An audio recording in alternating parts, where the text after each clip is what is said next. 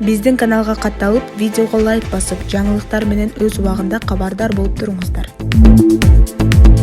Урматтуу Камчыбек Кыдыршаевич, өзүм пенсионермин, мигрант кызымдын 3 кичинекей балдарын багам. 12 жылдан бери Батырда жашайм. Жашаган жалгыз үйүбүздү алдамчылар тартып алышкан. Максим Бакиевдин кайын журттары. Алар үйүн сатты дедиртип, жалган доверенность жазатышкан. Үйүмдүн оригинал документтери, кызыл китеби өз колумда эле турат. Мен үйүмдү эчкимге сатып, же күрөөгө коюп эчкимден акча алган эмесмин.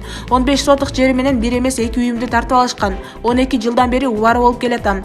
Башкы прокуратура ийне жүбүнө чейин текшерип, иш козголуп, көрсөтмө берилген, бирок райондук РИП-дагы, облустук тергөөдөгү прокуратуранын көрсөтмөсү менен текшербестен коррупциялык жол менен текшеришти.